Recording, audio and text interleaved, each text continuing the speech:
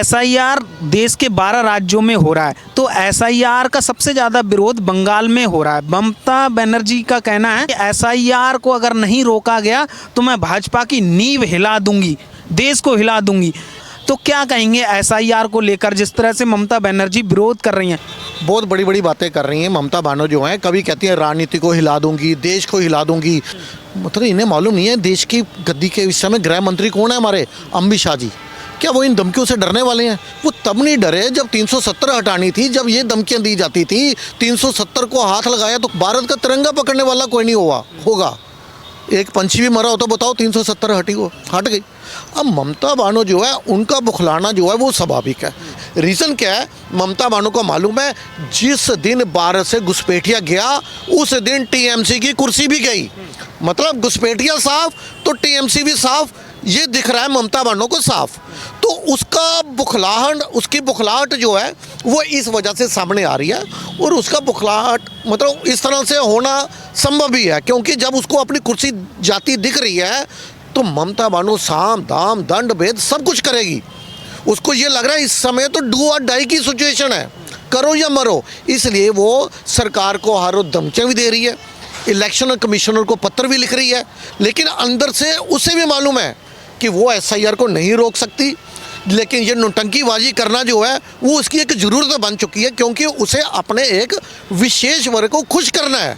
जब सीए करो तो इनको दिक्कत, एनआरसी करो तो दिक्कत, एसआईआर करो तो दिक्कत। मतलब सरकार करे तो करे क्या इनको घुसपैठियों को हटाने के लिए? हटाने भी तो नहीं देते ये। एनआरसी होगा तो धरना प्रदर्शन, सी होगा तो धरना प्रदर्शन, एसआईआर है तो ऐसी।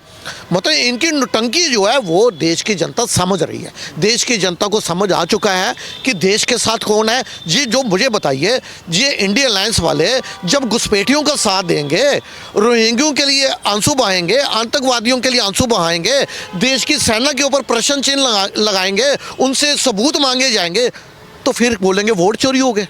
फिर वोट चोरी नहीं होती, जनता इनको नकारती है। जनता भी समझती है कि आप देश की सेना के ऊपर, देश की बड़ी बड़ी एजेंसी के ऊपर ये कहते हैं। सीबीआई भी गलत। देखो आपको जानकारी के लिए बताऊं, जब राहुल गांधी 2014 में चुनाव हारे थे तो इन्होंने अपनी हार का ठीकरा अपने ही मंत्री नेताओं के ऊपर फोड़ा था। उस समय इन्होंने बोला था इनकी वजह से चुनाव हारे, अपने पे जिम्मेवारी नहीं ली थी राहुल गांधी ने। 2014 के बाद जब चुनाव हारे तो ये कहते हैं नहीं मोदी जी ईवीएम हैक कर रहे हैं। फिर जब चुनाव हारे तो ये कहते हैं नहीं मोदी जो है ईडी, सीबीआई, इनकम टैक्स का डर दिखाकर वोट ले रहे हैं। और फिर उसके बाद जब बिहार में चुनाव थे तो जब कोई चीज़ कामयाब नहीं हुई, कोई मुद्दा मोदी जी के ऊपर नहीं चिपका पाए तो ये ले आए नहीं वोट चोरी हो रहा है। तो वोट चोरी वाला भी मुद्दा ज़्यादा चला नहीं, वो बिहार की जनता ने बता दिया। अब ये मुझे लग रहा है फिर से बाहर जाएंगे, फिर जॉर्ज सोरोस की कोई नई स्क्रिप्ट, अपने वो सैम पित्रोदा जो इनके गुरु हैं उनसे कोई नई स्क्रिप्ट लेकर आएंगे। तो फिर देखो जॉर्ज सोरोस छोटी छोटी जो हमारी कंट्रीज थी वहाँ तो सरकार पलटने में कामयाब हो गए, डीप स्टेट। लेकिन भारत 140 करोड़ की आबादी, मोदी जी ने हर छोटे से छोटे गरीब रिक्शा वाले के हाथ में भी मोबाइल भी दे दिया और डाटा भी बहुत सस्ता, आटे से सस्ता डाटा कर दिया कि पूरी इंफॉर्मेशन आपको मिलेगी। और कोई भी राष्ट्रवादी व्यक्ति जो है आज के समय में वो इनको इंडिया अलायंस को नकार चुका है, इनको वोट नहीं देता। तो इंडिया अलायंस के नेता जो हैं वो सिर्फ एक विशेष समुदाय के वोट के सहारे बैठे हुए हैं। जब वो भी इनको अपना जाता हुआ दिखाई देगा तो इनकी बुखलाहट होना स्वाभाविक है। ये ममता बानो का एक पुराना वीडियो वायरल हो रहा है जिसके अंदर संसद के अंदर, आज से 20 साल पुरानी बात है, 20 साल पहले यही ममता बानो जो है ये संसद के अंदर बोल रही थी कि इन घुसपैठियों को हटाइए, ये देश की सिक्योरिटी के ऊपर थ्रेट है, ये खतरा है हमारे देश के लिए। लेकिन बाद में क्या हुआ, जब ममता बानो खुद मुख्यमंत्री बनी और ममता बानो की इन सब के साथ साठ-गांठ बैठ गई, उसको ये लग गया कि ये तो मेरा कट्टर वोट बैंक है, इनको नहीं हटाना। अब क्या है, ममता बानो देख रही है कि जिस दिन एसआईआर का ऐलान हुआ था उसके तुरंत बाद क्या देखा, कितनी वीडियो वायरल हुई कि लोग भाग रहे हैं अपने बांग्लादेश वापस, रोहिंग्या भाग रहे हैं। रीज़न क्या है कि उन्हें ये लग रहा है कि यदि एसआईआर प्रॉपर तरीके से हुआ, उनका नाम तो आएगा नहीं, चोर की दाढ़ी में तिनका उन्हें मालूम है, तो उनके बैंक अकाउंट भी फ्रीज किए जाएंगे, उनकी प्रॉपर्टी भी जब्त की जाएगी, डिटेंशन सेंटर में भी डाला जाएगा। तो वो डर के कारण भाग रहे हैं। लेकिन क्या कहते हैं, देर आए दुरुस्त आए। लेकिन मैं जानकारी के लिए बताऊं, ये जो घुसपैठिए जो हैं ये बांग्लादेशी जो हमारे वेस्ट बंगाल के जो मुस्लिम भाई हैं उनका भी हक खा रहे हैं। जो मूल निवासी है, जो भारत का है, जो पीढ़ी दर पीढ़ी भारत का ही मुस्लिम भाई है जो हमारा, जो घुसपैठिए आकर उनका हक खा रहे हैं। अंदर से कुछ मुस्लिम भाई भी खुश हैं कि ये गंदगी जो जा रही है जाने दो। लेकिन क्या है कि बॉर्डर के ऊपर ये देखा हमने कि 8-10 हज़ार BSF ने पकड़ लिया इनको, और कुछ को मुझे लग रहा है आंखें मूंद के जाने भी दिया। अगर जा रहे हैं तो जाएं, कितनों को रोक पाएगी? देखो, अगर वहाँ पे सही तरह से जो चेकिंग होती है तो 3-4 घंटे में मुश्किल से 100, 200, 500 लोगों की चेकिंग हो पाती है। तो लाखों की तादाद में वहाँ वो भागने को तैयार हैं, हज़ारों की तादाद में। तो ममता बानो को लग रहा है ये मेरा सारा वोट बैंक। देखो, ममता बानो ने इन घुसपैठियों को अपनी अलग अलग कॉन्स्टिट्यूंसी में इक्वली डिस्ट्रीब्यूट किया हुआ था। इसी वजह से ममता बानो कहीं 200 वोटों से, कहीं 500, कहीं 2000, कहीं 5000 वोटों से TMC का कैंडिडेट जीत रहा था। अब उन्हें मालूम है, देखो 6% वोट कटा था ISR के तहत बिहार में, तो देख लो क्या हालत हो गई। अब ये जो संख्या है वेस्ट बंगाल में ये 6% नहीं होगी, इससे ज़्यादा होने वाली है।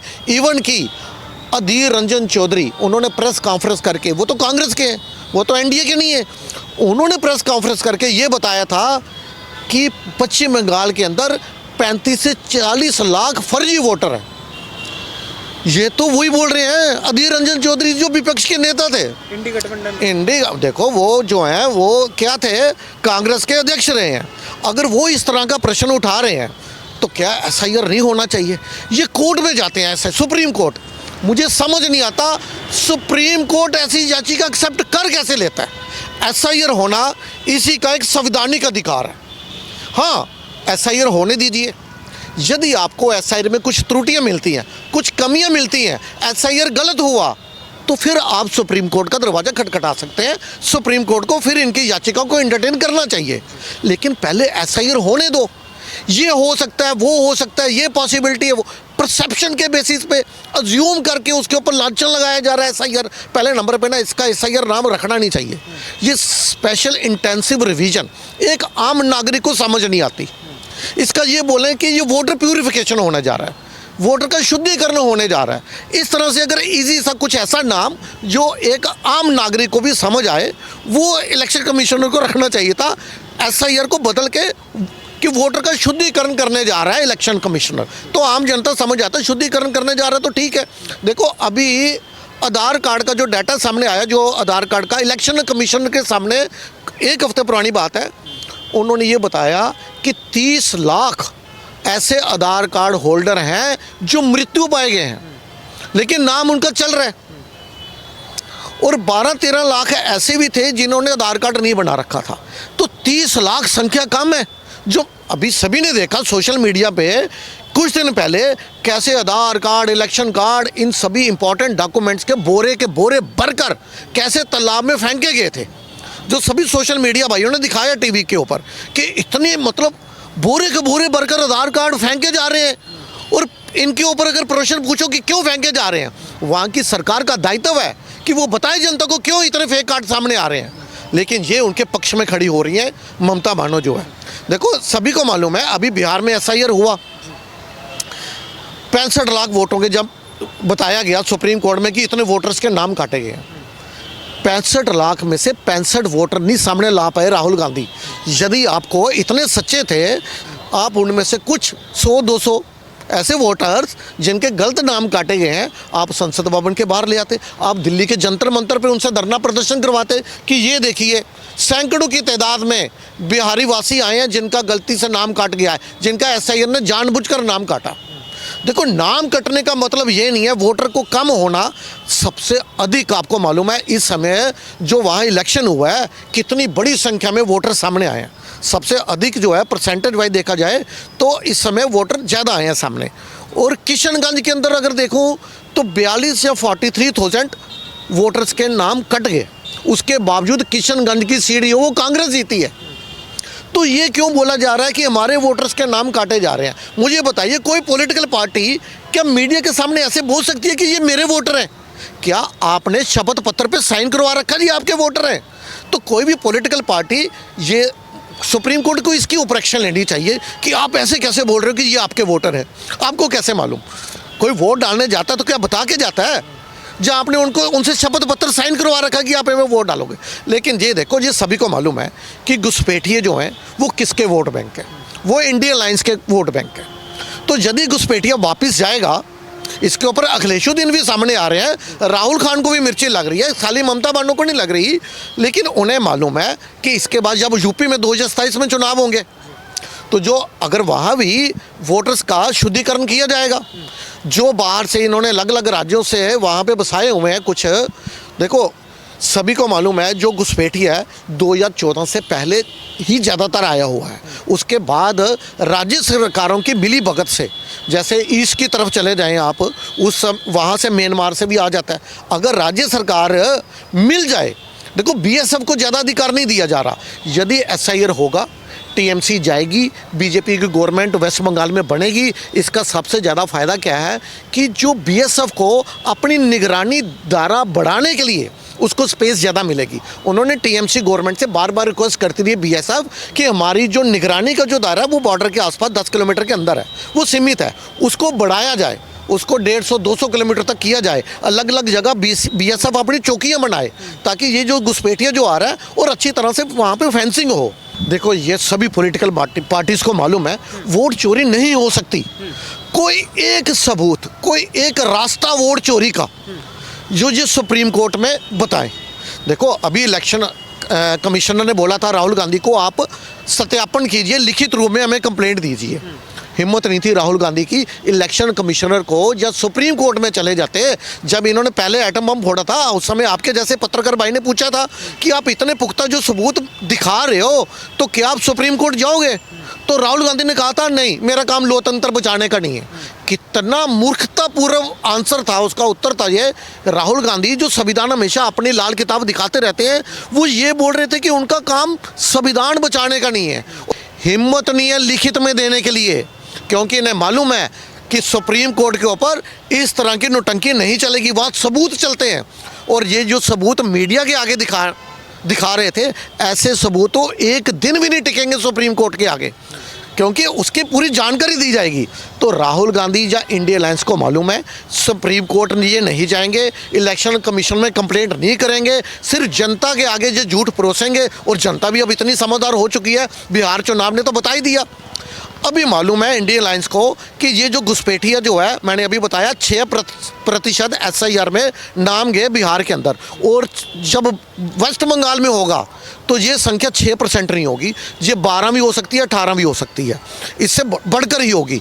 और जो ममता बानो ने विशेष समुदाय से मेरा मतलब घुसपैठियों से ही है, जो बांग्लादेशी घुसपैठी रोहिंग्यों को अलग अलग कॉन्स्टिट्यूंसी में फिट किया हुआ है, वो भाग रहे हैं। देखो बॉर्डर के ऊपर काम करने के लिए लेबर नहीं मिल रही इस समय, वहाँ शॉर्टेज होगी, रातों रात भागे वहाँ से घुसपैठिए जो हैं अपने बैंक अकाउंट खाली करके अपनी प्रॉपर्टी नौने पौने दामों में बेच कर भाग रहे हैं, क्योंकि उन्हें डर सताया जा रहा है कि अगर हम पकड़े गए हमें डिटेंशन सेंटर में ना डाला जाए। और उन्हें अमित शाह पे पूरा भरोसा है कि अमित शाह तो ऐसा ही करा के रहेंगे, ममता बानो चाहे नौटंकी कर लें, अंदर से इन्हें भी मालूम है।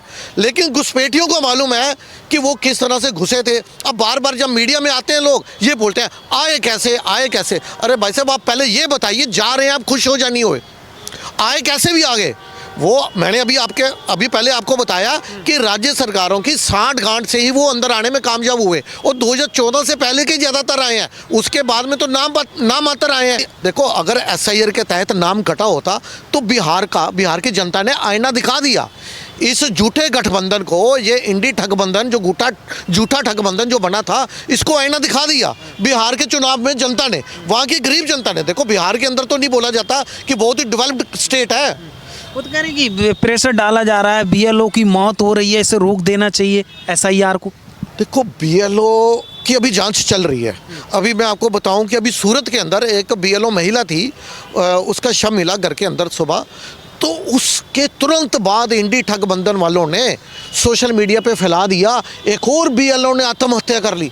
अभी उसकी रिपोर्ट नहीं सामने आई कि पहले जांच की रिपोर्ट तो आने दो, पोस्टमार्टम रिपोर्ट का वेट तक नहीं किया इन्होंने।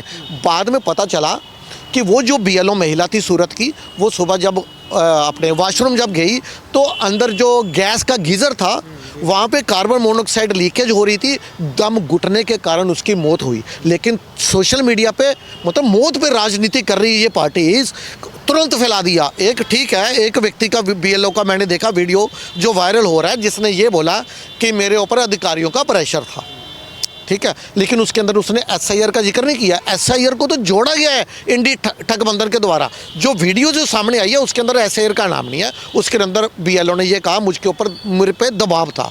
अब वो ये बयान जो है ये उस बीएलओ द्वारा दिलवाया गया है, जब वो सच में दिल से ऐसी बातें बोल रहा है। ये तो भी जाँच का विषय है। देखो, जानकारी के लिए अभी आपको बताऊँ तो भारत के अंदर हर महीने लगभग 15,000 सुसाइड केसेस आते हैं। कितना बोला? लगभग 15,000 सुसाइड केसेस एवरी मंथ। और 15,000 के ऊपर अगर मुझे मालूम है सरकार को बदनाम करना है, मैं कहूँगा 15,000 के अंदर कुछ 200 कोई 50-100 व्यक्ति तो मुझे सरकारी नौकरी वाले में मिल जाएंगे। तो फिर मैं डाटा बताऊंगा, ये देखो ये सरकारी कर्मचारी ने आत्महत्या की, ये दूसरी हो गई। ये मैं 5 व्यक्ति तो बड़े आराम से 5-10 लोगों का डाटा तो निकाल ही लूँगा 15,000 में से। यदि मेरी मंशा सरकार को बदनाम करने के लिए 15,000 में से कुछ तो होंगे जिनकी सरकारी नौकरी होगी। 15 तो इजीली मिल जाएंगे 15,000 में जिनकी सरकारी नौकरी होगी। और मैं ये ठिकाना फोड़ दूंगा, ये देखो ये सरकारी नौकरी से परेशान थे, इन्होंने सुसाइड कर लिया। तो कहने का मतलब है इसकी जाँच हो जाने दो। अगर एक बीएलओ के ऊपर इतना भी ज़्यादा प्रेशर नहीं होता, मुश्किल से उसको एक दिन के अंदर 8-10 घरों के अंदर जाना होता है। अगर एक बीएलओ ये वाला डाटा के ऊपर इतना प्रेशर है तो मुझे ये बताओ, जो इंश्योरेंस कंपनियां भारत की, जो इंश्योरेंस सेक्टर है, जब बैंकिंग सेक्टर है, वो व्यक्ति कैसे काम कर रहे होंगे? फिर ये जांच का विषय है। ये मौत के ऊपर राजनीति करने आ गए। अभी मैंने आपको एग्जाम्पल दी सूरत की महिला की, कि सूरत के अंदर महिला ने अभी पोस्टमार्टम की रिपोर्ट भी सामने नहीं आई थी और सोशल मीडिया पे पूरी तरह से झूठ फैलाया गया। तो सारे फैक्ट्स देखे जाएंगे, इतने जल्दबाजी में कुछ भी बोलना सही नहीं है।